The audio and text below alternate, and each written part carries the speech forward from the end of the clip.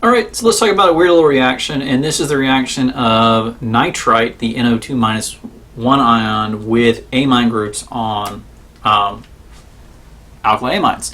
So, before we can talk about the reaction with the alkyl amines, we need to talk about what the nitrite ion does by itself.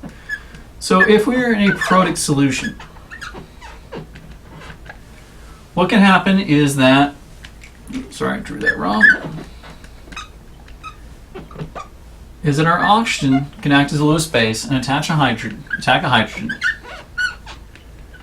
and will temporarily generate this ion, but this ion is going to subsequently decompose. And when it decomposes, it's going to decompose to form the nitronium ion. So this NO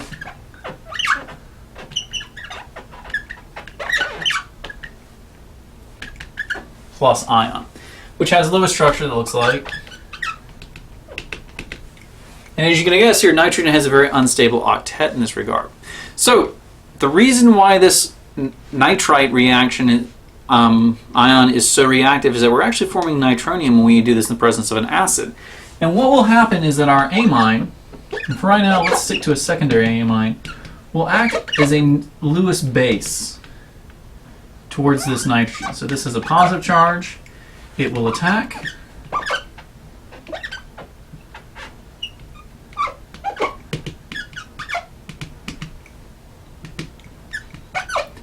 We'll lose the hydrogen.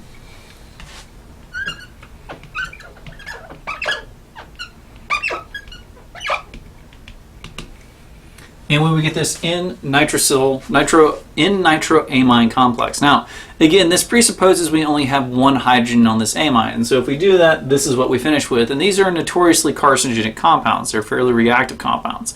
But let's say we have a second hydrogen on that nitrogen. So instead of having, in this case, secondary amine, we have ourselves primary amine. We can get further reactions and decompositions of this complex to finally give us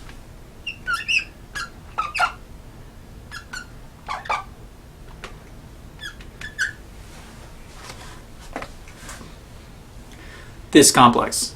So the diazide complexes. Now, these complexes are super reactive, and basically I've got a list down here to write down what they can do. If this can form a stable carbocation, what it will do is it will decompose to this species and N2. So this N2 plus here is an incredibly good leaving group. But this can present us with a problem. First of all, we have a plus here. So if this is a carbocation, it's going to rearrange. Now, if this is something like benzene, we don't get this elimination reaction because we can't form a stable carbocation with this. So we're going to limit this to basically this R group being non-aromatic, or at least not directly an aromatic compound. So we form this carbocation. What can we do with it? Well, if we're in the presence of water, which we do generate when we decompose this ion,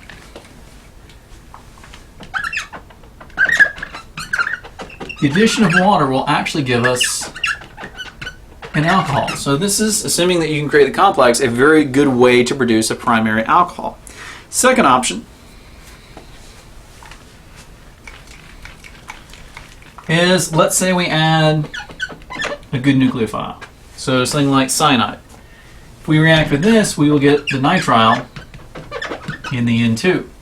If we add something like in HX, some type of acid, we can get halogenation, and this will give us a primary halogen. In the presence of HBF4, we will get what's called the Schieman reduction, or the Schieman reaction. And the Schieman reaction will replace the N2 group here with an F. So we can generate this N2 ion by reacting a primary amine with a nitrite ion in the presence of a strong acid. This will generate the nitronium complex, and what we end up generating is this N2 complex, which the N2 group is a very good leaving group.